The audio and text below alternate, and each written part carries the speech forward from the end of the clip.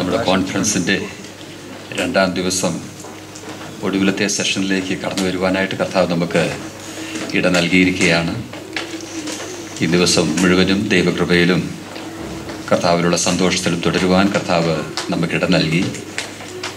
മാത്രമല്ല, കഴിഞ്ഞ 2 വർഷങ്ങളിലെ അവലോകനവും ചിത്രീകരണവുമൊക്കെ നമ്മെ കൂടുതൽ സന്തുഷ്ടരാക്കിയിരിക്കുന്നു, യാതൊരു സംശയവുമില്ല. തുടർന്ന് നാം ദൈവസന്നിധിയിരിക്കുമ്പോൾ ആവശ്യമായിട്ടുള്ള ദൈവകൃപ കർത്താവ് നൽകുവാൻ, അവൻ്റെ സാന്നിധ്യ ബോധത്തിൽ ഇരിക്കുവാൻ കർത്താവ് നമ്മെ ഓരോരുത്തരെയും സഹായിക്കുമാറാകട്ടെ. നമ്മുടെ ക്യാമ്പ് തീം നാം വേണ്ടുവണ്ണം പല സെഷനുകളിലായി നാം കേട്ട് കഴിഞ്ഞു. അവനിൽ വേരൂന്നിയും, അവനിൽ വേരൂന്നുക. അവനിൽ വേരൂന്നുക എന്ന് പറയുന്നത് തന്നെയാണ് എഫേസ്യ ലേഖനം 3-ാം അധ്യായത്തിൽ നാം കാണുന്ന എന്തിൽ വേരൂന്നുന്നത്? സ്നേഹത്തിൽ വേരൂന്നുക എന്ന് പറയുന്നത്. മാത്രമല്ല, അവനിൽ വേരൂന്നുമ്പോൾ നമ്മിലുണ്ടാവുന്ന ഫലം, അല്ലെങ്കിൽ സ്നേഹത്തിൽ വേരൂന്നുമ്പോൾ നമ്മിലുണ്ടാവുന്ന ഫലം എന്തായിരിക്കും? സ്നേഹം തന്നെ, അല്ലേ? ദൈവം സ്നേഹം തന്നെ. അവൻ്റെ ജീവിതം നമ്മിലൂടെ വിളങ്ങും. ആ കർത്താവുമായി വേണ്ട കൂട്ടായ്മയിൽ നാം നടന്നാൽ നമ്മുടെ ജീവിതത്തിൽ കർത്താവ് വിളങ്ങും, അവൻ്റെ സ്നേഹം വിളങ്ങും. മാത്രമല്ല, ആ സ്നേഹം ഏതെല്ലാം തലങ്ങളിൽ കാട്ടണം എന്നുള്ളതാണ് നമുക്ക് ഈ സെഷനുകളിൽ ചിന്തിച്ചുകൊണ്ടിരിക്കുന്നത്. നാം ഓർത്ത് കൊലോസ് ലേഖനത്തിൽ നാം അധ്യായങ്ങളൊക്കെ വായിക്കുമ്പോൾ പല രംഗങ്ങളിൽ നാം അത് കാട്ടേണ്ട ആവശ്യം നാം കാണുന്നുണ്ട്. നമുക്ക് ദൈവത്തോടുള്ള കൂട്ടായ്മയിൽ നടക്കുമ്പോൾ പല പല പല രംഗങ്ങളിൽ നാം പലരോട് ചേർന്ന് നാം നടക്കേണ്ട സഹകാരികളായിരിക്കേണ്ട ആവശ്യം നാം കാണുന്നുണ്ട്. പല കൂട്ടങ്ങളെ നാം കാണുന്നുണ്ട്. അപ്പോൾ ഈ സ്നേഹം കാട്ടേണ്ട നമ്മുടെ ഏറ്റവും അടുത്തുള്ള കൂട്ടം എന്ന് പറയുന്നത് ഏതാ? കുടുംബം.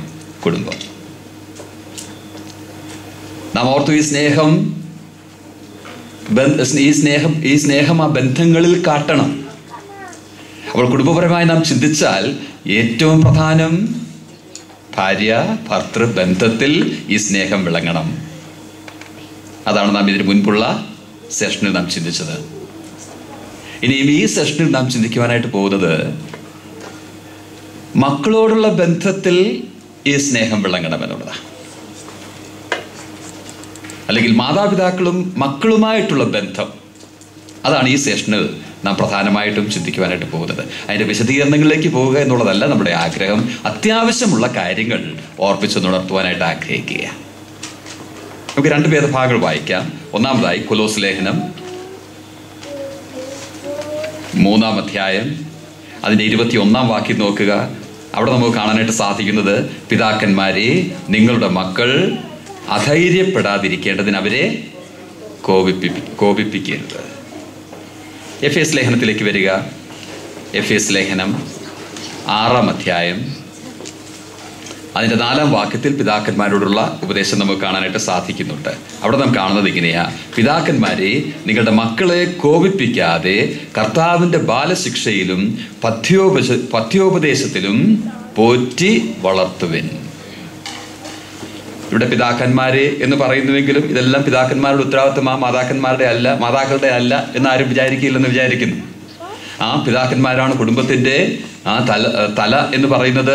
നേതൃത്വം അവർക്കാണ്. ആ നിലയിലായിരിക്കാം അവരോട് ഇത് നിഷ്കർഷിച്ചിരിക്കുന്നത്. എന്നാൽ ഇത് മാതാവിൻ്റെയും പിതാവിൻ്റെയും ഉത്തരവാദിത്വമാണ് ഇവിടെ പറഞ്ഞിരിക്കുന്നത് എന്നുള്ളത് നാം ഓർക്കുവാനായിട്ട് ഏറെ ആവശ്യമാണ്.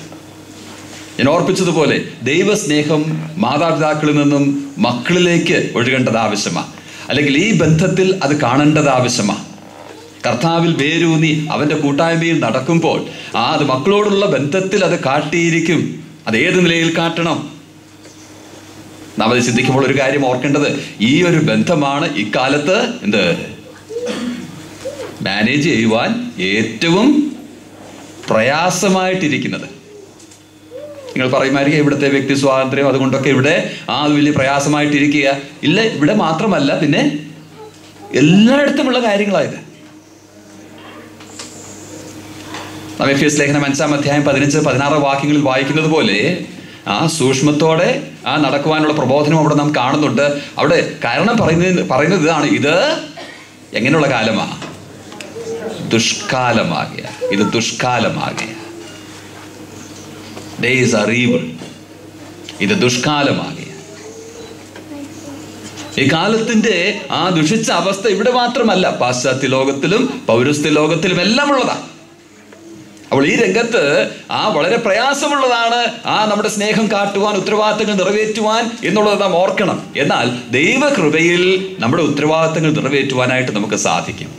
നാം മക്കളെ കുറിച്ച് ഓർക്കുമ്പോൾ, ആ ഉത്തരവാദിത്വം ഓർക്കുമ്പോൾ ആദ്യം നാം ഓർക്കേണ്ടത് മക്കൾ ദൈവത്തിന്റെ ദാനമാണ്. ഉൽപ്പത്തി പുസ്തകം 4-ാം അധ്യായം നാം വായിക്കുമ്പോൾ അതിന്റെ ആരംഭത്തിൽ ഹവ്വ കായിന്റെ ജനനം കഴിഞ്ഞതിന് ശേഷം പറയുന്നത് നമുക്ക് കാണാനായിട്ട് സാധിക്കുന്നുണ്ട്. എനിക്ക് യഹോവയിങ്കിൽ നിന്നും ഒരു പുരുഷ പ്രജ ലഭിച്ചു. യഹോവയിങ്കിൽ നിന്നും. 30-ാം അധ്യായത്തിലേക്ക് നാം വരുമ്പോൾ അവിടെ റാഹേൽ യാക്കോബിനോട് പറയുന്നത് നാം കാണുന്നുണ്ട്. എനിക്ക് മക്കളെ തരിക, ഇല്ലെങ്കിൽ ഞാൻ മരിക്കും. യാക്കോബ് എന്ന് ഉത്തരം പറഞ്ഞു, ഞാൻ ദൈവത്തിന്റെ സ്ഥാനത്തോ. അവിടെ നാം കാണുന്നത് മക്കൾ ദൈവത്തിന്റെ ദാനമാണ്. 127-ാം സങ്കീർത്തനം 3-ാം വാക്യം വായിക്കുമ്പോൾ അവിടെയും നമുക്ക് അതേ കാര്യം കാണാനായിട്ട് സാധിക്കുന്നുണ്ട്. മക്കൾ യഹോവ തരുന്ന അവകാശമാണ്, അവൻ നൽകുന്ന പ്രതിഫലമാണ് എന്ന് നമുക്ക് അവിടെയും കാണാനായിട്ട് സാധിക്കുന്നത്. അവങ്കിൽ നിന്നും നമുക്ക് ലഭിക്കുന്ന ദാനമാണ്. അവങ്കിൽ നിന്നും നമുക്ക് ലഭിക്കുന്ന ദാനമാണെങ്കിൽ അവൻ എന്തിനായി ഈ ദാനത്തെ നമ്മുടെ കരങ്ങളിൽ നൽകിയോ, അല്ലെങ്കിൽ നമുക്ക് ഈ മക്കളെ നൽകിയോ, അത് സാധ്യമാകണം. ഒരു ക്ലാസ് റൂമിനെ കുറിച്ച് ഒരാൾ നൽകിയിരിക്കുന്ന നിർവചനം ഇങ്ങനെയാണ്: 4 walls with tomorrow inside. ഒരു ക്ലാസ് റൂമിനെ കുറിച്ചുള്ള നിർവചനം, ഒരു definition. 4 walls with tomorrow inside എന്ന് വെച്ചാ നാളെയുടെ വാഗ്ദാനങ്ങളാണ് ഈ 4 ഭിത്തിക്കുള്ളിൽ ഇരിക്കുന്നത്. അത് വായിച്ചപ്പോൾ, അത് കേട്ടപ്പോ എനിക്ക് തോന്നിയത് നമ്മുടെ വീടുകളെ കുറിച്ചും അത് തന്നെ പറയാം, മക്കളെ നോക്കി അത് തന്നെ പറയാം. നമ്മുടെ ഭവനങ്ങളെല്ലാം ആ നിലയില, ഭാവി അതിൽ ഉള്ളടങ്ങിയിരിക്കുക. ആ കുഞ്ഞുങ്ങൾ നമ്മുടെ ഭാവിയാ, സമൂഹത്തിന്റെ ഭാവിയാ. നാം രാവിലെ ഒരു സെഷനിൽ ഓർക്കുകയുണ്ടായി, ദൈവം ഒരു പുരുഷനെയും സ്ത്രീയെയും കുടുംബ ബന്ധത്തിൽ, വൈവാഹിക ബന്ധത്തിൽ ഒന്നാക്കുമ്പോൾ ദൈവത്തിനുള്ള ഉദ്ദേശം എന്താണെന്നുള്ളത്. മലാഖി പ്രവചനം 2-ാം അധ്യായം 15-ാം വാക്യം വായിച്ചപ്പോൾ അവിടെ നാം കണ്ടു, ഒരു ദൈവഭക്തിയുള്ള ഒരു തലമുറയെ വാർത്തെടുക്കുവാൻ അതാണ് ദൈവം ആഗ്രഹിക്കുന്നത്. ഒരു ഗോഡ്ലി ജനറേഷൻ ഉണ്ടാവണം. ലൂക്കോസിന്റെ സുവിശേഷം 2-ാം അധ്യായം അതിന്റെ 52-ാം വാക്യം വായിക്കുമ്പോൾ കർത്താവായ യേശുക്രിസ്തു അവൻ ബാലനായിരുന്നപ്പോൾ അവന്റെ വളർച്ചയെക്കുറിച്ചുള്ള ഒരു സമ്മറി നമുക്ക് അവിടെ കാണാനായിട്ട് സാധിക്കുന്നുണ്ട്. യേശുവോ ജ്ഞാനത്തിലും വളർച്ചയിലും പിന്നെ ദൈവത്തോടും മനുഷ്യനോടുമുള്ള കൃപയിലും വളർന്നു എന്ന് നമുക്ക് കാണാനായിട്ട് സാധിക്കുന്നുണ്ട്. അവിടെ നാം നോക്കിയാൽ ഒരു പൈതൽ വളരേണ്ട 4 രംഗങ്ങൾ നമുക്ക് കാണാനായിട്ട് സാധിക്കുന്നതാണ്. ജ്ഞാനത്തിൽ ബൗദ്ധികമായി അവൻ വളരണം, ഇന്റലക്ച്വൽ ഗ്രോത്ത്. അത് തന്നെയുമല്ല, വളർച്ചയിൽ അല്ലെങ്കിൽ ശാരീരികമായിട്ടുള്ള വളർച്ച, ഫിസിക്കലി ഹി ഷുഡ് ഗ്രോ. പിന്നീട് നാം കാണുന്നത് ദൈവത്തോടുള്ള കൃപയിൽ, സ്പിരിച്വലി ഹി ഷുഡ് ഗ്രോ.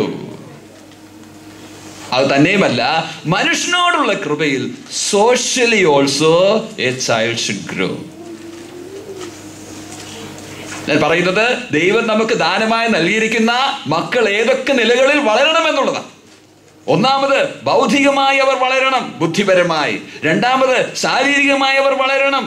മൂന്നാമതായി ആത്മീകമായി അവർ വളരണം. നാലാമതായി സാമൂഹികമായി അവർ വളരണം.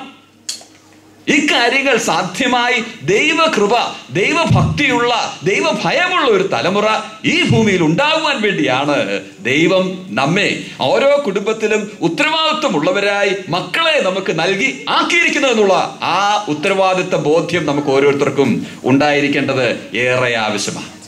ഞാൻ ഓർപ്പിച്ചതുപോലെ അവരെ ആ നിലയിലൊക്കെ വീണ്ടും വണ്ണം വളർത്തിയെടുക്കുവാൻ വളരെ പ്രയാസമുള്ള കാലത്താണ് നാം ജീവിക്കുന്നത്. എന്നാൽ ദൈവകൃപയിൽ അത് സാധിക്കണം. കാരണം നാം പറയുന്നത് പോലെ ഒരു മനുഷ്യൻ സർവ്വലോകവും നേടിയാലും പിന്നെ തൻ്റെ മക്കളെ നഷ്ടപ്പെടുത്തിയാൽ അവന് എന്ത് പ്രയോജനം? വേദപുസ്തകത്തിൽ അങ്ങനല്ല, ഞാൻ അല്പം മാറ്റിയതാണ്. കുഞ്ഞുങ്ങളെ നമുക്ക് ദൈവത്തിനായി എങ്ങനെ നേടാം? How can we gain them for the Lord?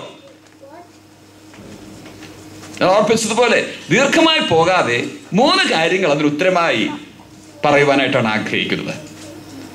ഒന്നാമതായിട്ട്, ഗാർഡ് ദം, അവരെ കരുതുക, കാക്കുക, അല്ലെങ്കിൽ അവരെ ദുഷ്ടതയിൽ നിന്നും കാക്കുക. ഗാർഡ് ദം. രണ്ടാമത്, ഗിവ് ദം, അവർക്ക് ആവശ്യമായവ നൽകുക.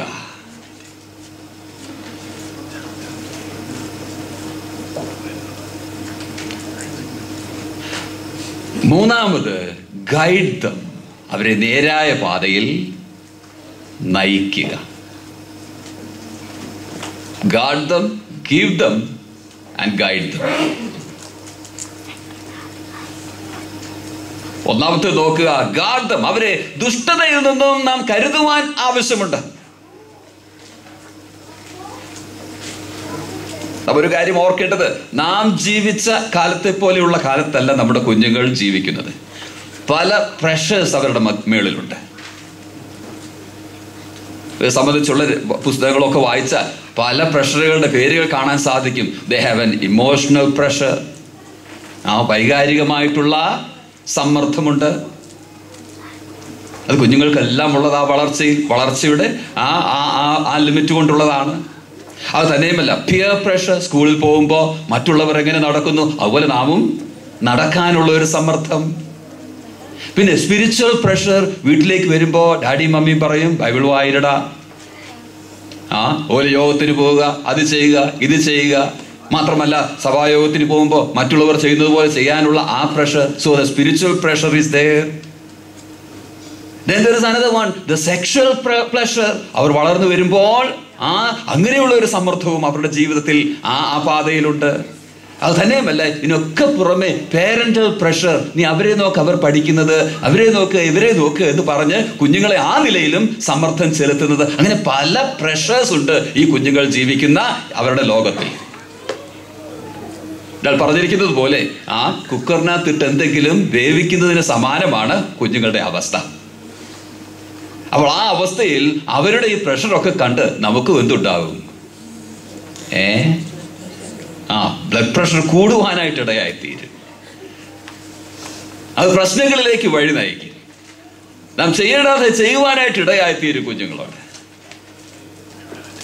എന്നാൽ അങ്ങനെ ജീവിക്കുന്ന, ദുഷ്ടതയിൽ ചുറ്റുപാടുമുള്ള ലോകത്തിൽ ജീവിക്കുന്ന, തന്നെയുമല്ല ദുഷ്ടമായിട്ടുള്ള ആ വീഴ്ച വന്ന ഈ ജഡത്തിൽ ജീവിക്കുന്ന ഈ കുഞ്ഞുങ്ങളെ നാം സൂക്ഷിക്കുവാൻ, കരുതുവാൻ ആവശ്യമുണ്ട്. We have to guard them. 2 നിലകളിൽ അവരെ ഗാർഡ് ചെയ്യണം. ഒന്നാമതായിട്ട് അവരിൽ തന്നെയുള്ള ബലഹീനതകളിൽ നിന്നും നാം അവരെ ഗാർഡ് ചെയ്യണം. അത് തന്നെയുമല്ല ചുറ്റുപാടുമുള്ള ദുഷ്ടതകളിൽ നിന്നും അവരെ ഗാർഡ് ചെയ്യണം. അവരിൽ തന്നെ ഉള്ളത് എന്ന് ഞാൻ പറഞ്ഞപ്പോൾ ഓർപ്പിച്ചതുപോലെ, അവർ വീഴ്ച വന്ന ആ ശരീരത്തിൽ, വീഴ്ച വന്ന പാപപങ്കിലമായിട്ടുള്ള ശരീരത്തിലാണ് അവർ ജീവിക്കുന്നത്. പാപത്തോട് ചായ്വുള്ള ശരീരത്തിലാണ് അവർ ജീവിക്കുന്നത്. അവർ അങ്ങനെയുള്ള ആ ഇൻക്ലിനേഷൻ ഉള്ള ആ ശരീരത്തിൽ ജീവിക്കുമ്പോൾ അവർ അങ്ങനെ ഇൻക്ലൈൻഡ് ആയിട്ട് പോകാതെ നേരായ വഴിയിൽ നടക്കത്തക്കവണ്ണം അവരെ മുൻപോട്ട് നയിക്കുവാനുള്ള ഉത്തരവാദിത്വം നമുക്കുണ്ടെന്നുള്ളത് ഓർക്കണം. നാം വായിച്ച ഈ 2 ഭാഗങ്ങളിലും അതിനുള്ള നിർദ്ദേശമാണ് വാസ്തവത്തിൽ പൗലോസ് നൽകുന്നതായി നമുക്ക് കാണാനായിട്ട് സാധിക്കുന്നത്. അവിടെ പിതാക്കന്മാരോട് പറയുന്നത്, നിങ്ങളുടെ മക്കൾ അധൈര്യപ്പെടാതിരിക്കേണ്ടതിന് അവരെ കോപിപ്പിക്കരുത്. അതേ കാര്യം തന്നെ എഫേസ് ലേഖനത്തിൽ നാം കാണുന്നത്. അവരെ കോപിപ്പിക്കരുത്. നാം ഇത് രാവിലെ ഓർക്കുകയുണ്ടായി. കോപം എന്തിലേക്ക് വഴിതെളിക്കുന്നതാ? കോപിച്ചാൽ പാപം ചെയ്യാതിരിപ്പിൻ. അപ്പോൾ പാപത്തിലേക്ക് വഴി നയിക്കുന്നതാ കോപം. പാപത്തിലേക്ക് വഴി നയിക്കുവാൻ ഇടവരത്തക്കവണ്ണം, തെറ്റായിട്ടുള്ള വഴികളിലേക്ക് കുഞ്ഞുങ്ങൾ പോകുവാൻ തക്കവണ്ണമുള്ള പ്രവണതകൾ, ആ സമ്മർദ്ദങ്ങൾ കുഞ്ഞുങ്ങളുടെ മേൽ ചെലുത്തുവാൻ ഒരിക്കലും ഇടവരരുത്. അല്ലെങ്കിൽ അവർ അധൈര്യപ്പെട്ട് അവരെക്കുറിച്ച് ദൈവം എന്താഗ്രഹിക്കുന്നുവോ അത് ചെയ്യുവാൻ ഉത്സാഹമില്ലാത്തവരായി, അധോമുഖരായി തീരത്തക്കവണ്ണമുള്ള സമ്മർദ്ദം അവരിൽ ചെലുത്തരുത്. നാം എന്ത് ചെയ്താലാണ് അങ്ങനെയുള്ള അവസ്ഥകൾ അവരിൽ ഉണ്ടാകുക? പല കാര്യങ്ങളുണ്ട്. അവർക്ക് ആവശ്യമായിട്ടുള്ള കരുതലിൽ അധികം നാം നൽകിയാൽ, അല്ലെങ്കിൽ ഇങ്ങനെ പറയാം, ഒരു ഉടുപ്പ് വേണ്ടടുത്ത് എത്രയായി ഒരു 5 ഉടുപ്പ് വാങ്ങിക്കൊടുക്കുക എന്ന് വിചാരിക്കുക. സാധാരണ ഒരു മൊബൈൽ മാത്രം ആവശ്യമുള്ളിടത്ത് അപ് ടു ഡേറ്റ് ആയിട്ടുള്ളത്, എക്സ്പെൻസീവ് ആയിട്ടുള്ളത് വാങ്ങിക്കൊടുക്കുക എന്ന് വിചാരിക്കുക. ഇതെല്ലാം വാസ്തവത്തിൽ തെറ്റായ വഴികളിലേക്ക് കുഞ്ഞുങ്ങളെ നയിക്കുന്നതിന്റെ കാരണമാകും. അതുപോലെ തന്നെ മുഖപക്ഷം, ഒരു കുഞ്ഞിനെ അധികം സ്നേഹിക്കുക, മറ്റൊരു കുഞ്ഞിനെ അത്രയും സ്നേഹിക്കാതെ ഇരിക്കുക. ചില ഭവനങ്ങളിലൊക്കെ അത് കാണുവാനായിട്ട് ഇടയായിത്തീരും. അത് തന്നെയുമല്ല, സ്നേഹം വേണ്ടുവണ്ണം നൽകാതെ ഇരിക്കുക, അവരോടുകൂടി സമയം ചെലവഴിക്കാതെ ഇരിക്കുക. ഇതെല്ലാം ഈ കോപിപ്പിക്കരുത് എന്നുള്ള ആ പ്രയോഗത്തിൽ വരുന്ന കാര്യങ്ങളാണെന്നുള്ളത് നാം ഓർക്കണം. അങ്ങനെയുള്ള കാര്യങ്ങൾ, സമ്മർദ്ദങ്ങൾ അവരിൽ ഉണ്ടാവുമ്പോൾ തെറ്റായ വഴികളിലേക്ക് പോകുവാൻ, അപകടത്തിലേക്ക് പോകുവാൻ അതിടയാക്കുമെന്നുള്ളത് ഓർക്കണം.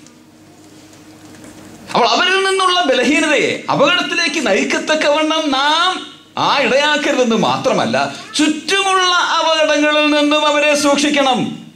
എന്തൊക്കെയാ ചുറ്റുമുള്ള അപകടങ്ങൾ? ഇതെത്രയോ കാര്യങ്ങളാണല്ലേ. ഇന്റർനെറ്റ് തന്നെ ഒന്ന് നോക്കുക, അതിലേക്ക് പ്രവേശിച്ചാൽ ലോകത്തിൽ ഏത് വഴി കൂടെ വേണമെങ്കിൽ പോകാം. യൂട്യൂബൊക്കെ നോക്കിയാൽ എല്ലാം ഉണ്ട്, ലോകമെല്ലാം ഉണ്ട് അതിൽ. ഇതൊക്കെ ഉപയോഗിക്കുവാൻ നമ്മെക്കാളും അറിയാവുന്നവരാണെന്ത് ഈ കുഞ്ഞുങ്ങൾ. ചില വീട്ടുകളിലൊക്കെ നോക്കിയാൽ 2 വയസ്സൊക്കെയുള്ള കുഞ്ഞുങ്ങൾ ലാപ്ടോപ്പ് വളരെ നന്നായിട്ട് ഉപയോഗിക്കുന്നത് കാണാം. ചെറുപ്പത്തിൽ തന്നെ പഠിച്ചിരിക്കുക ഏത് സൈറ്റിലും പോകുവാനായിട്ട്.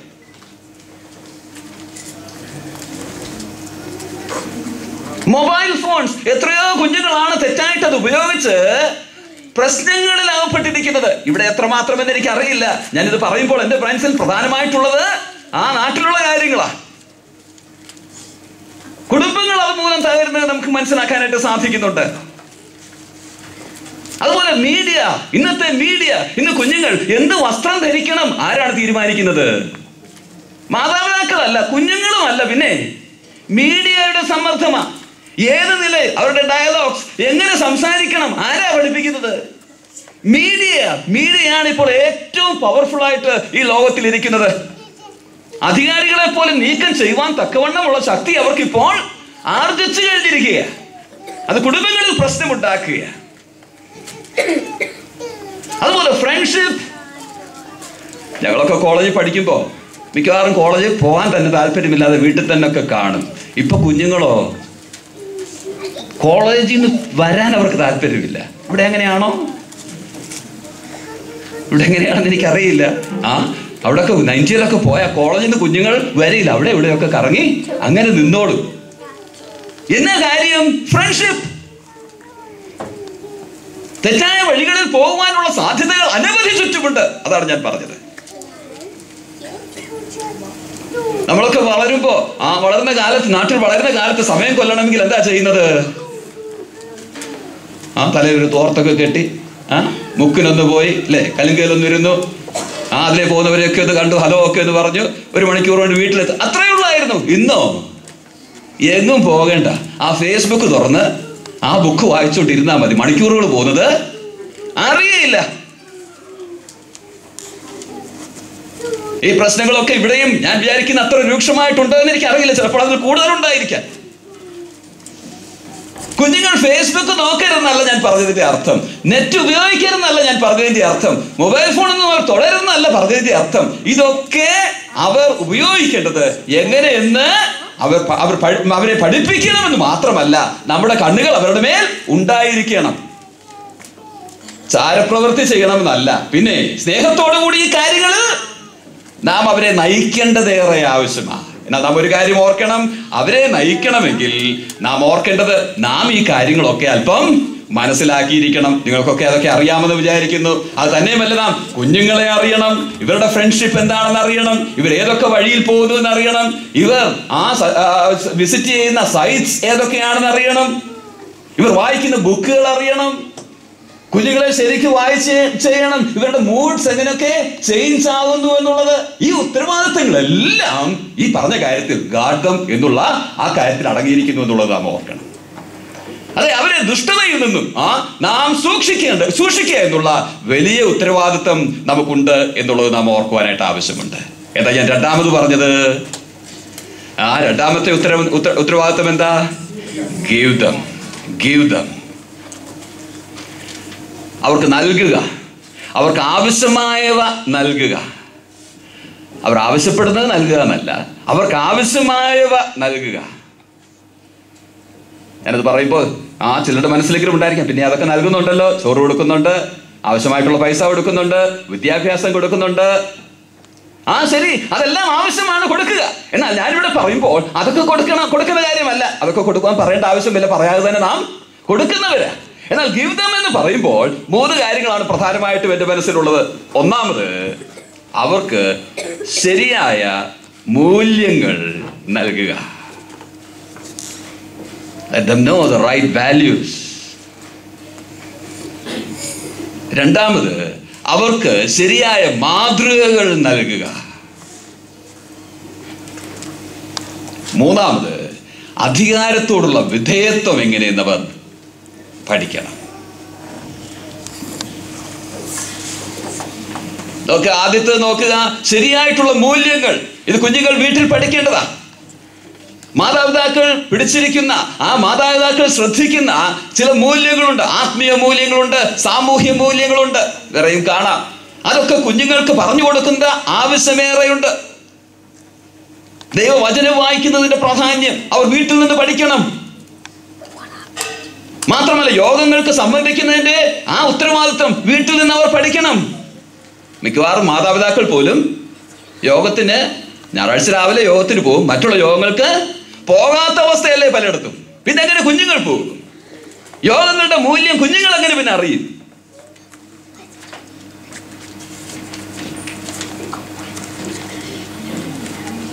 മാത്രമല്ല, യോഗങ്ങൾക്ക് പോവുക മാത്രമല്ല, യോഗങ്ങൾക്ക് സമയത്ത് ചെല്ലുന്നതിന്റെ ഈ കാര്യങ്ങളൊക്കെ ഇവിടെയും പ്രശ്നമായിട്ടുണ്ടോ എനിക്കറിയില്ല. ഞാനങ്ങ് പറയുക, ഉണ്ടെങ്കിൽ തിരുത്തണം.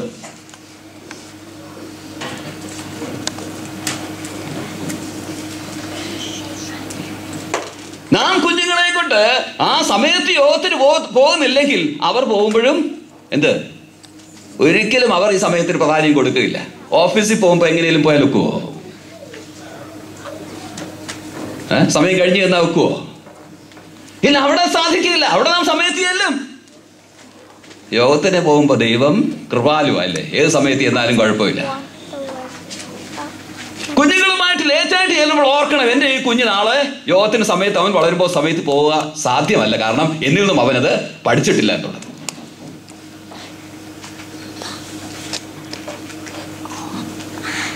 ഈ ഞായറാഴ്ച നമ്മളെല്ലാവരും സമയത്തായിരിക്കും, യാതൊരു സംശയമില്ല, അല്ലേ? ഈ ഞായറാഴ്ചത്തെ കാര്യമല്ല, തുടർന്നുള്ള നാളുകൾ. അതുപോലെ സാമൂഹ്യമായിട്ടുള്ള മൂല്യങ്ങളുണ്ട്. മറ്റുള്ളവരെ ബഹുമാനിക്കുക തുടങ്ങിയുള്ള കാര്യങ്ങൾ, അവയൊക്കെ അവർ നമ്മിൽ നിന്ന് പഠിക്കണം.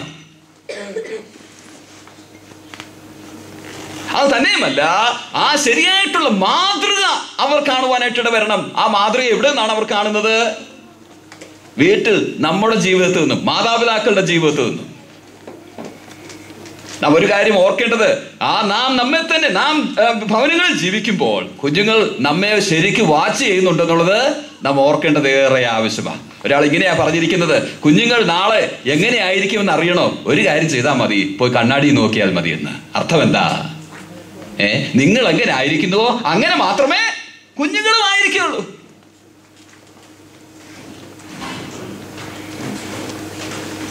കുഞ്ഞുങ്ങളുടെ ഇടയിൽ പ്രവർത്തിക്കുന്നവർ സാധാരണ പറയുന്ന ഒരു കാര്യമുണ്ട്.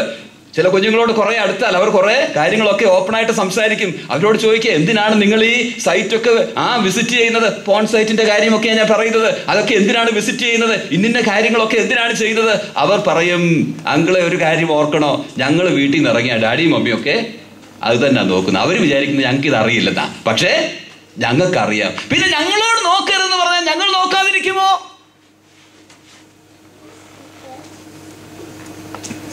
നാം എന്ത് മാതൃകയാണ് കുഞ്ഞുങ്ങളുടെ മുൻപാകെ നൽകുന്നത്?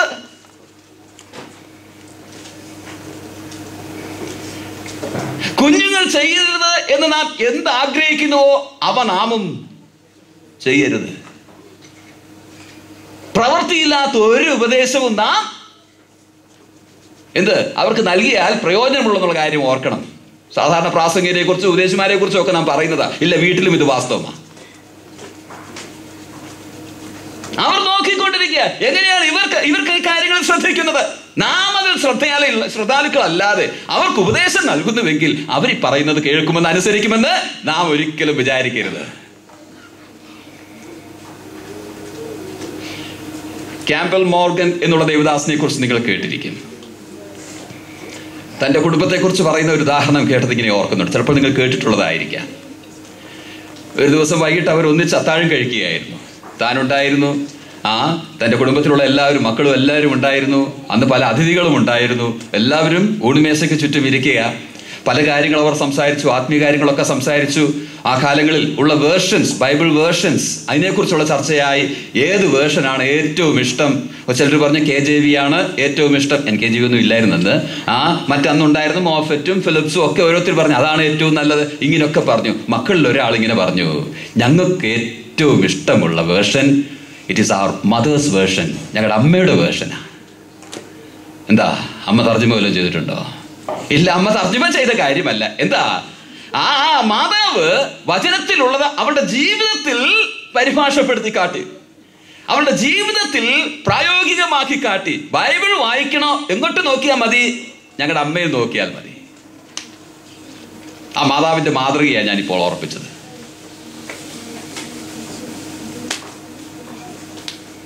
നാം അങ്ങനെ മാതൃകയായി ജീവിക്കുമെങ്കിൽ മക്കളിൽ നിന്നുള്ള ആദരവ്, റെസ്പെക്ട് ലഭിക്കുവാനായിട്ട് ഇടയായിത്തീരും. ആ റെസ്പെക്ട് ഇല്ലെങ്കിൽ കുഞ്ഞുങ്ങൾ നമ്മുടെ വഴിയിൽ വരുമെന്ന് നാം ആഗ്രഹിക്കുവാൻ, വരുമായിരിക്കാൻ ദൈവകൃപയാൽ ആഗ്രഹിക്കുവാൻ പോലും നമുക്ക് സാധ്യമല്ല. ഒരു ബോയ്സ് ഹോസ്റ്റലിൽ ഒരു യൗവനക്കാരൻ ജനലിലൂടെ, അവിടെ താമസിക്കുന്ന ഒരു യൗവനക്കാരൻ ജനലിലൂടെ വെളിയിലേക്ക് നോക്കിയിട്ട് പറഞ്ഞു, ഞാൻ എൻ്റെ ജീവിതത്തിൽ ഏറ്റവും ആദരിക്കുന്ന, ഏറ്റവും ബഹുമാനിക്കുന്ന വനിത അതാ പോകുന്നു. അപ്പോൾ കൂട്ടുകാരൻ ഓടി വന്നു, ആരാ നിന്റെ ഗേൾ ഫ്രണ്ട് ആണോ? ഞാനൊന്ന് കാണട്ടെ. ആ ജനലിലൂടെ അവരും നോക്കി. അവൻ പറഞ്ഞു, ഇല്ല, എൻ്റെ ഗേൾ ഫ്രണ്ട് ഒന്നുമല്ല, ദാറ്റ്സ് മൈ മമ്മി, എൻ്റെ അമ്മയാ. മാതാപിതാക്കളായ നമ്മെ കുറിച്ച് നമ്മുടെ കുഞ്ഞുങ്ങൾ അത് പറയുവാൻ ഇടവരുമോ?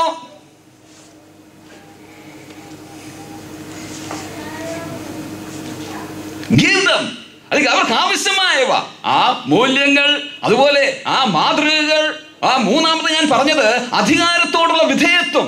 അധികാരവും അതിനോടുള്ള വിധേയത്വവും ഭവനത്തിൽ അവർ കാണുന്നില്ലെങ്കിൽ വെളിയിൽ അവർ അത് അനുവർത്തിക്കുമെന്ന് നാം ഒരിക്കലും പ്രതീക്ഷിക്കുവാൻ സാധ്യമല്ല. എന്താ ഭവനത്തിലുള്ള അധികാരവും വിധേയത്വവും? രാവിലെ നാം കാണുകയുണ്ടായി. ഭർത്താവിന് ദൈവം ഒരു സ്ഥാനം കൊടുത്തിട്ടുണ്ട്, ഭാര്യയ്ക്ക് ദൈവം ഒരു സ്ഥാനം കൊടുത്തിട്ടുണ്ട്. ആ സ്ഥാനം കീപ്പ് ചെയ്യുന്നവരായിരിക്കണം. ആ അധികാരം അവിടെ കണ്ടില്ലെങ്കിൽ അവർ വെളിയിൽ ചെല്ലുമ്പോൾ അധികാരങ്ങളെ മാനിക്കുവാൻ അവർക്ക് മാതൃകയില്ല, അവർക്ക് സാധ്യമല്ല.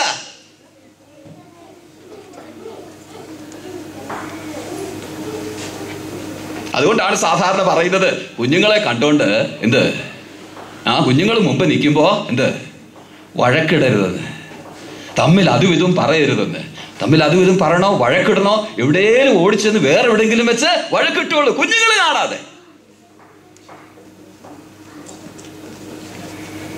എന്നാൽ വാസ്തവത്തിൽ നാം ഒന്നിച്ച് ജീവിക്കുമ്പോൾ ആ വിവേകമില്ലാതെ എന്തെല്ലാം കാര്യങ്ങളാണ് ഭവനത്തിൽ പറഞ്ഞു കൂട്ടുന്നത്, ഇല്ലേ?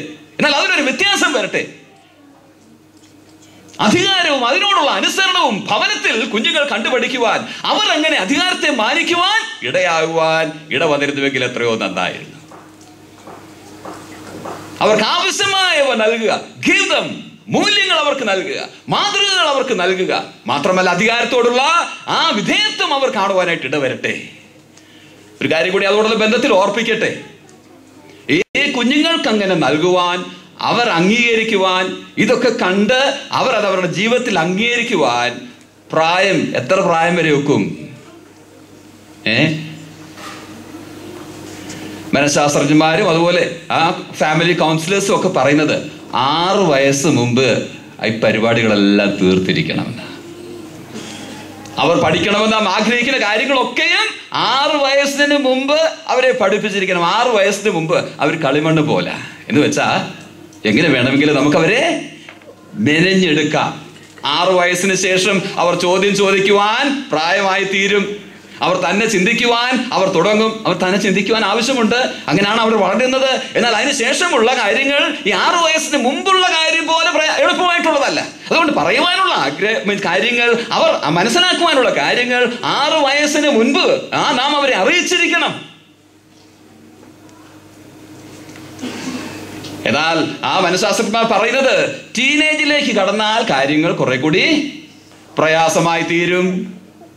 ടീനേജ് കടന്നാൽ rather than instructing them, become their friends, അവരുടെ സ്നേഹിതരാകുക. തമ്മിൽ ആ നിലയിൽ ഉപദേശിച്ച്, സ്നേഹത്തോടെ ഉപദേശിച്ച് അവരെ നൽവഴിയിൽ കൊണ്ടുവരുവാൻ സാധിക്കും. എന്നാൽ അവർ പറയുന്നത് ഇതാ, 20 കഴിഞ്ഞോ ആ പരിപാടിയും നോക്കണ്ട, ഫ്രണ്ട്ഷിപ്പിനൊക്കെ പോയാൽ അവർക്ക് ഫ്രണ്ട്ഷിപ്പൊക്കെ ഒത്തിരി ആകും, 20 കഴിഞ്ഞാ പ്രാർത്ഥിച്ചാൽ മതി. ഇത് വെച്ചാ പ്രാർത്ഥിക്കാനേ ഒക്കൂ. പിന്നെ പ്രാർത്ഥിക്കാനേ ഒക്കൂ എന്ന് പറഞ്ഞതിന്റെ അർത്ഥം പ്രാർത്ഥനയിൽ അർത്ഥമില്ലെന്നല്ല. പിന്നെ പ്രാർത്ഥനയാൽ ദൈവം അവരുടെ ഹൃദയങ്ങളെ തൊടുവാനും നേരായ വഴിയിൽ അവർ മടങ്ങി വരുവാനും ഇടയായി തീരും. ദൈവത്തിന് പ്രവർത്തിക്കുവാൻ സമയപരിധി ഒന്നുമില്ല. എന്നാൽ നാം ഈ കാര്യങ്ങൾ അറിഞ്ഞിരിക്കുവാനും വേണ്ട സമയത്ത് വേണ്ട കാര്യങ്ങൾ ചെയ്യുവാനും ഇടയാകേണ്ടതേറെ ആവശ്യമാണ്. Guard them, give them. മൂന്നാമത്തെ എന്താ ഞാൻ ഓർപ്പിച്ചത്? Guide them, guide dum.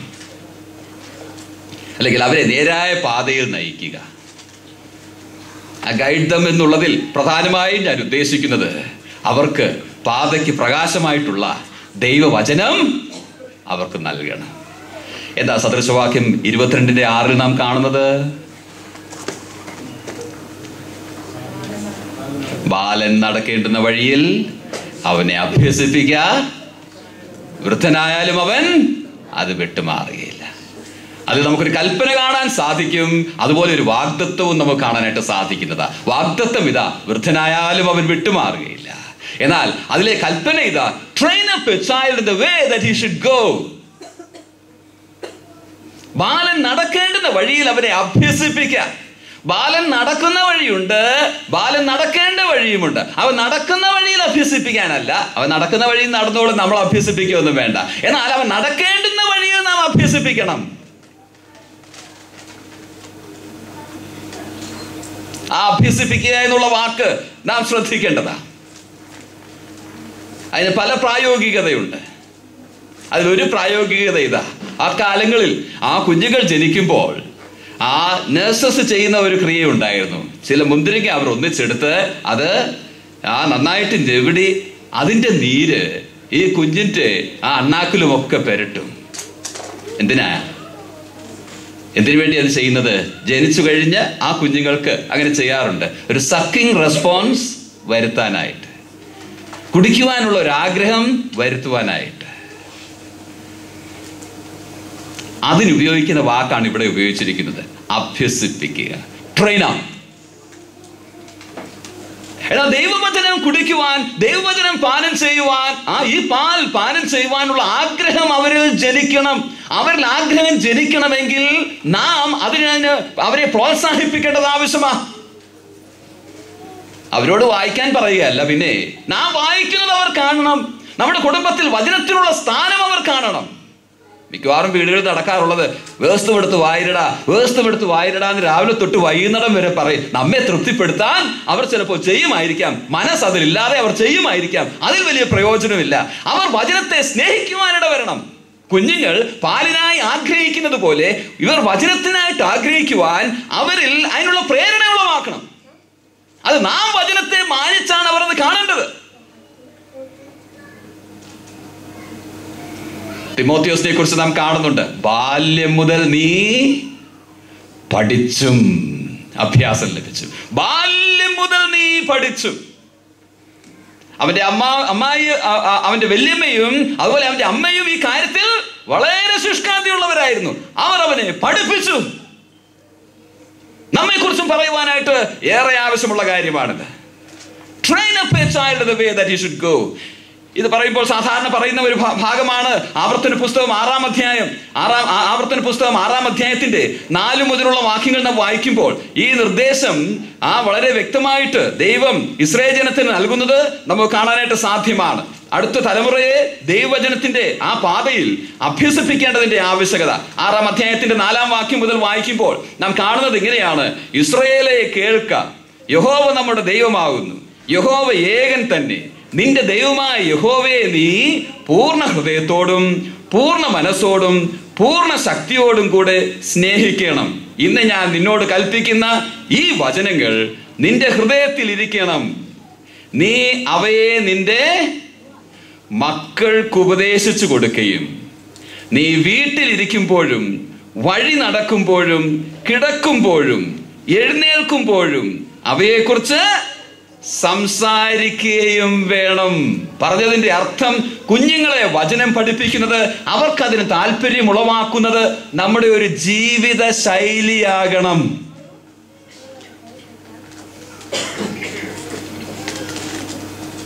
നമ്മുടെ ഭവനങ്ങൾ എങ്ങനെ ഇരിക്കുന്ന ആ കാര്യത്തിൽ അവിടെ ഉപദേശിച്ചു കൊണ്ടെന്നുള്ള ആ വാക്ക് പ്രത്യേകം ശ്രദ്ധിക്കേണ്ടതാ. It means to sharpen. അടുക്കളയിലൊക്കെ കത്തി, ഇവിടുത്തെ ഉദാഹരണമല്ല, ഇന്ത്യയിലെ ഉദാഹരണമാ. കത്തി എങ്ങനെയാണ് അത് ഷാർപ്പൺ ചെയ്യുന്നത് നമുക്കറിയാം. എങ്ങനെയാ ഷാർപ്പൺ ചെയ്യുന്നത്? അവിടെയുള്ള ഏതെങ്കിലും കല്ലിൽ അങ്ങോട്ടും ഇങ്ങോട്ടും തേച്ചത് ഷാർപ്പൺ ചെയ്യും. അതേ നിലയിൽ കുഞ്ഞുങ്ങളെ ഷാർപ്പൺ ചെയ്യണം. എങ്ങനെ? വചനത്താൽ അവരെ ഉപദേശിക്കണം. എപ്പോഴൊക്കെയാ? ഇരിക്കുമ്പോഴും നടക്കുമ്പോഴും കിടക്കുമ്പോഴും. സംസാരത്തിലല്ല. കുഞ്ഞുങ്ങളോട് സംസാരിക്കുവാൻ സമയം കിട്ടുമ്പോൾ വചനത്തിന്റെ പ്രാധാന്യം അവരെ മനസ്സിലാക്കുക.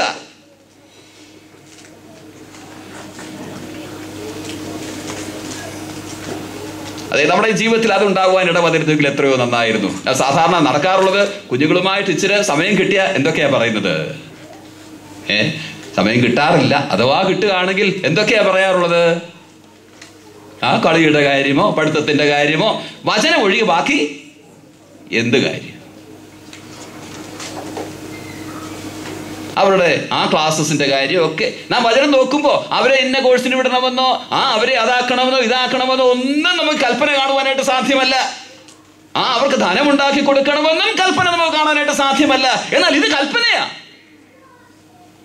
അവരെ ഉപദേശിക്കണമെന്നുള്ളത്, അവരോട് സംസാരിക്കണമെന്നുള്ളത് കർത്താവിന്റെ കൽപ്പനയാണ്. അതെ, നാം ഇത് പ്രാധാന്യം കൊടുക്കുവാനായിട്ട് കർത്താവ് നമുക്ക് ഇടവരുത്തുമാറാകട്ടെ.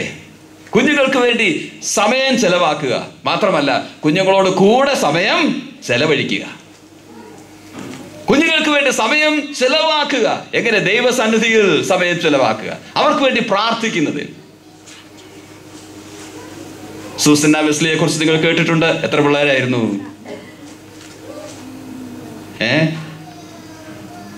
19 ഒരു സഭ തുടങ്ങാമെന്ന് പറയില്ലേ? ഒരു കുടുംബം ഒരാഴ്ച സഭായോഗത്തിന് വന്നില്ലല്ലോ എന്ന അവസ്ഥ ചിന്തിച്ചു നോക്കുക.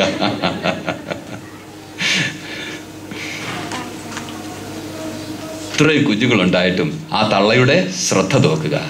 അതിൽ ഓരോ കുഞ്ഞിനെയും 2 കുഞ്ഞിനെ ഓരോ ആഴ്ചയും മടിയിൽ വെച്ച് അവർക്ക് വേണ്ടി പ്രത്യേകം പ്രാർത്ഥിക്കുവാൻ അവർ സമയം ചെലവഴിച്ചിരുന്നു. കുഞ്ഞുങ്ങളിൽ പെട്ടതായിരുന്നു ആര്?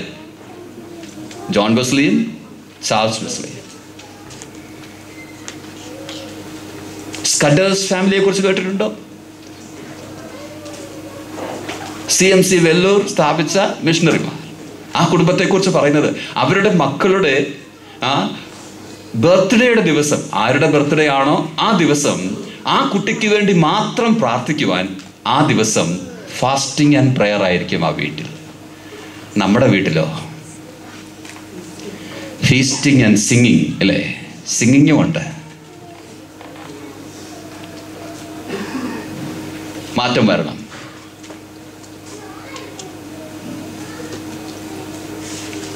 അവർക്ക് വേണ്ടി സമയം ചെലവഴിക്കുക മാത്രമല്ല, അവരോട് കൂടെ സമയം ചെലവഴിക്കുകയും വേണം. ഞാൻ ഈ പറഞ്ഞ 3 കാര്യങ്ങളും എന്തൊക്കെയാ? 3 കാര്യങ്ങൾ പറഞ്ഞത്: God dum, give them and guide dum.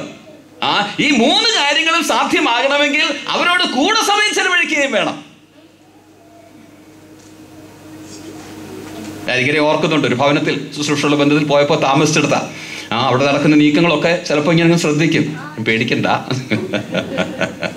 ഈ പുള്ളി എല്ലാം ശ്രദ്ധിക്കുന്നുണ്ടല്ലോ എന്നൊന്നും ആരും വിചാരിച്ച് കളയണ്ട. ഞാനൊരു കാര്യം ശ്രദ്ധിച്ചത് ഇതാണ്. അവിടെ 2 കുഞ്ഞുങ്ങളുണ്ട്, എൻ്റെ ഹൈസ്കൂളിൽ പഠിക്കുന്ന കുഞ്ഞുങ്ങളാണ്. അവർ സ്കൂളിൽ നിന്ന് വരുമ്പോൾ നേരെ ആ പുറത്തുള്ള ബാഗൊക്കെ വെച്ചുകൊണ്ട് നടന്നു കയറുന്നത് അടുക്കളയിലേക്കാണ്. അടുക്കളയിൽ കയറും. ഞാൻ ആദ്യം വിചാരിച്ചു അവിടെ തിന്നാനോ കുടിക്കാനോ എന്തെങ്കിലുമൊക്കെ ആയിരിക്കും എന്ന് വിചാരിച്ചു. ഇല്ല, അതൊന്നും അല്ല അവിടെ നടക്കുന്നത്. അവിടെ ഒരു കസാരയുണ്ട്, അടുക്കളയിൽ അമ്മ ജോലി ചെയ്യുകയായിരിക്കും. ആ കസാരയിൽ വന്നിരുന്ന് അന്നത്തെ ദിവസത്തെ എല്ലാ കാര്യങ്ങളും അമ്മയോട് പറയുക. മാത്രമല്ല, അമ്മ ഇടയ്ക്കിടയ്ക്ക് ചോദിക്കും, അതെങ്ങനെയായിരുന്നു, ഇതെങ്ങനെയായിരുന്നു, ഫ്രണ്ട്സിന്റെ കാര്യം ചോദിക്കും. അങ്ങനെ മെല്ലെ എല്ലാ കാര്യങ്ങളും ചോദിക്കുക.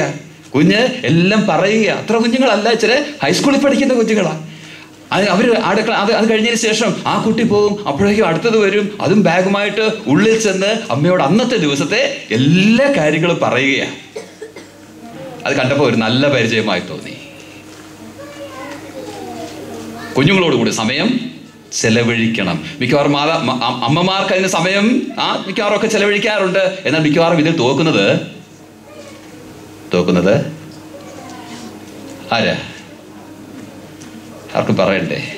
വീട്ടിൽ ചെന്ന പ്രശ്നമാവതി വിചാരിച്ചിരിക്കും ഇവർ പറയാത്തത്, നിങ്ങൾ പറയാത്തത്. ഞങ്ങളെ കുറിച്ച് എങ്ങനെയാ പറയുന്നതെന്ന് വിചാരിച്ചായിരിക്കാം മിക്കവാറും അതിൽ പരാജയം പിതാക്കന്മാർക്ക്.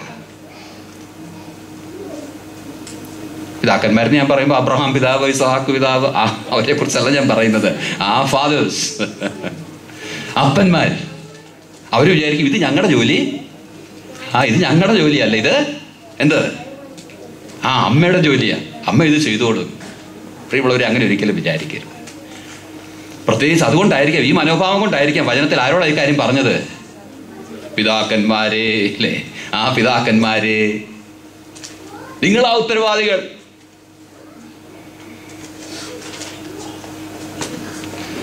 ഒരു ഉദാഹരണം വായിച്ചത് ഓർക്കുന്നുണ്ട്. ഒരു പിതാവ്, താൻ വളരെ ബിസി ആയിട്ടുള്ള പിതാവായിരുന്നു.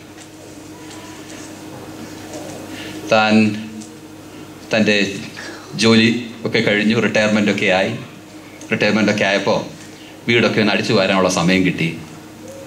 അപ്പോൾ താൻ വിചാരിച്ചു വീട്ടിലുള്ള പുസ്തകങ്ങളൊക്കെ പൊടിയൊക്കെ മാറ്റി എല്ലാം ഒന്ന് വൃത്തിയായിട്ട് വെക്കാം. ഇത്രയും നാൾ പൊടിയൊക്കെ പിടിച്ച് കിടക്കുകയായിരുന്നു, അത് വായിക്കാനോ നോക്കാനോ ഒന്നും സമയമില്ലായിരുന്നു. ശരി, അത് ക്ലീൻ ചെയ്യാനുള്ള തീരുമാനമായി. അങ്ങനെ അതെല്ലാം ഒന്നൊന്നായിട്ട് താൻ വൃത്തിയാക്കി വീണ്ടും അതാത് അതിൻ്റെ സ്ഥാനത്ത് വെക്കുകയായിരുന്നു. അപ്പോൾ അങ്ങനെ അടുക്കിക്കൊണ്ടിരുന്നപ്പോൾ തൻ്റെ പഴയ ഒരു ഡയറി കണ്ടു കിട്ടി.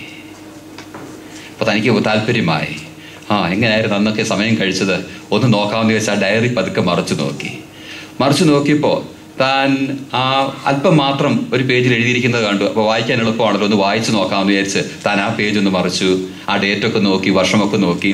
എന്നിട്ട് അത് താൻ വായിക്കുവാനായിട്ട് ആരംഭിച്ചു. അപ്പോൾ തനിക്ക് മനസ്സിലായി, മോൻ്റെ കൂടെ വെളിയിൽ പോയ ഒരു ദിവസത്തെ കാര്യം അവിടെ എഴുതിയിരിക്കുന്നത്. മോനിപ്പോൾ ജോലിയൊക്കെ ആയി, അവൻ വീട്ടിൽ നിന്നൊക്കെ പോയി, ഒത്തിരി വർഷങ്ങൾക്ക് മുമ്പുള്ള കാര്യമാണ്. അപ്പോൾ അയാളത് വായിച്ചപ്പോൾ മോനെ വെളിയിലൊന്ന് കൊണ്ടുപോയി. വഴിയിൽ ആദ്യം അവന് വളരെ സന്തോഷമായിരുന്നു. ദിവസം മുഴുവനും ഞങ്ങൾ ചൂണ്ടയിടുകയായിരുന്നു. പക്ഷെ ആ ദിവസം ചൂണ്ടയിട്ടിട്ട് ഒറ്റ മീനെയും കിട്ടിയില്ല. എന്നിട്ട് താൻ അവിടെ താഴെ എഴുതിയിരിക്കുന്നത് 6 ബോറായിരുന്നു ദിവസം. ഒരു ദിവസം നഷ്ടപ്പെട്ടു പോയി. ചെറുക്കൻ്റെ കൂടെ എന്തിനു പോയെന്ന് ഇപ്പോൾ ഓർക്കുക എന്നൊക്കെ താൻ എഴുതി അത് നിർത്തിയിട്ടുണ്ട്. അധികം ഒന്നും എഴുതിയിട്ടില്ല. വളരെ നിരാശയോടുകൂടി 5-6 ലൈൻ എഴുതി താൻ നിർത്തിയിട്ടുണ്ട്. താനത് ഡയറി മാറ്റി വെച്ചു. താനിങ്ങനെ ഓർത്തു, ശരിയാ, ഒരു ദിവസം അവനെയും കൊണ്ടൊക്കെ വെളിയിൽ പോയിരുന്നു, ഇങ്ങനെയൊക്കെ സംഭവിച്ചു, ശരിയാ, താനത് മാറ്റി വെച്ചു. പിന്നെയും ഇങ്ങനെ ബുക്കുകളൊക്കെ അടുക്കിക്കൊണ്ടിരുന്നപ്പോൾ വേറൊരു കൊച്ചു ഡയറി കിട്ടി. നോക്കിയപ്പോൾ അത് മോൻ്റെ ഡയറിയാ. നോക്കിയപ്പോൾ ഒരേ വർഷത്തെ ഡയറിയാ, പുള്ളിയുടെ ഡയറിയുടെ അതേ വർഷത്തെ ഡയറിയാ. അപ്പോൾ താൻ വിചാരിച്ചു, ശരി, മോൻ ആ ദിവസത്തെക്കുറിച്ച് എന്ത് എഴുതിയിരിക്കുന്നുവെന്ന് ഒന്ന് നോക്കാം എന്ന് വിചാരിച്ച ആ ഡയറി താൻ ഒന്ന് മറിച്ചു നോക്കിയപ്പോൾ അവനും ഏതാണ്ട് എഴുതിയിട്ടുണ്ട്. താൻ 5 വരി എഴുതിയിട്ടുള്ളെങ്കിൽ ഇത് താൻ 2-3 പേജ്, മോൻ 2-3 പേജ് എഴുതിയിട്ടുണ്ട്. അവൻ എഴുതിയിരിക്കുന്ന ഒന്ന് വായിച്ചു നോക്കി. എന്താ എഴുതിയിരിക്കുന്നത് അറിയാമോ? ഡാഡി എൻ്റെ കൂടെ ഇന്ന് വെളിയിൽ വന്നു. എത്ര സന്തോഷമായിരുന്നു അറിയാമോ? രാവിലെ തൊട്ട് ഞങ്ങൾ ചൂണ്ടയിട്ട് ഒറ്റ മീനെയും കിട്ടിയില്ല. പക്ഷേ എത്ര സന്തോഷമായിരുന്നു ഡാഡിയുടെ കൂടെ ചൂണ്ടയിടാൻ. ഡാഡി അന്ന് ചെയ്ത പല കാര്യങ്ങൾ താൻ അതിൽ എഴുതിയിട്ടുണ്ട്. എന്നിട്ട് പറഞ്ഞു, ഇനി എന്നാ ഡാഡിയുടെ കൂടെ ഒന്ന് ഇതുപോലെ വെളിപ്പാൻ ഒക്കുന്നതെന്ന് എനിക്കറിയില്ല, ഡാഡി വളരെ ബിസിയാ, അങ്ങനെ ഒരു ദിവസം വന്നിരുന്നെങ്കിൽ എന്ന് പറഞ്ഞ് എഴുത്ത് നിർത്തിയിരിക്കുക. വർഷങ്ങൾ കഴിഞ്ഞു. ഇത് രണ്ടും വായിച്ചപ്പോൾ ഡാഡി ആകെ വിഷമത്തിലായി. പഴയ കാര്യങ്ങൾ തൻ്റെ മനസ്സിലേക്ക് വന്നു. താൻ എഴുതിയത് എന്താ? 6 ബോറായിരുന്നു ആ ദിവസം എന്നാ. മോൻ എഴുതിയിരിക്കുന്നത് എന്താ? ആ ദിവസം പോലെ അടിപൊളി ദിവസം വേറെ ജീവിതത്തിൽ ഉണ്ടായിട്ടില്ലെന്ന്. നാട്ടിലെ പറച്ചിലൊക്കെ നിങ്ങൾക്ക് അറിയാലോ അല്ലേ?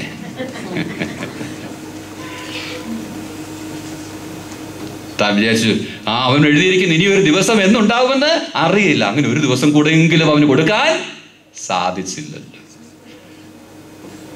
ഞാൻ കണ്ടെടുത്തോളം നിങ്ങളുടെ കുഞ്ഞുങ്ങളുടെ കൂടെ ഒക്കെ സമയം ചെലവഴിക്കാൻ ഉള്ള കാലമാണിത്. Give them time. ഇന്ന് കൊടുത്തില്ലെങ്കിൽ എന്നെയും കൊടുക്കാൻ ഒക്കാത്ത ഒരവസ്ഥ വരും. കുഞ്ഞുങ്ങളൊക്കെ വളർന്നു കഴിഞ്ഞ അന്ന് ആ കുഞ്ഞുങ്ങളുടെ കൂടെ ഒന്ന് നിന്നാൽ കൊള്ളാം, അവരെ ഫോൺ വിളിച്ച് ഒന്ന് വാടാ. അവർ വേറെ പല കാര്യങ്ങളിൽ ഏർപ്പെട്ടിരിക്കുകയായിരിക്കും. അതുകൊണ്ടുള്ള സമയം തക്കത്തിൽ ഉപയോഗിക്കുക, ബുദ്ധിയുള്ളവരായിരിക്കുക, അവസരങ്ങൾ നഷ്ടപ്പെടുത്താതിരിക്കുക. അവരോട് കൂടെ സമയം ചെലവഴിച്ചില്ലെങ്കിൽ നാം അവരെ സ്നേഹിക്കുന്നതെന്ന് പറയുന്നതിൽ വലിയ അർത്ഥമുണ്ടാവുകയില്ല. എന്താ നാം ചിന്തിച്ചുകൊണ്ടിരിക്കുന്നത്? സ്നേഹം പല ബന്ധങ്ങളിൽ കാട്ടുന്നത്. നാം ഇപ്പോൾ ചിന്തിച്ചുകൊണ്ടിരിക്കുന്നത് മക്കളോടുള്ള ബന്ധത്തിൽ കാട്ടുന്ന കാര്യമാണ്. ഇങ്ങനെ ഒരു പറച്ചിലുണ്ട്.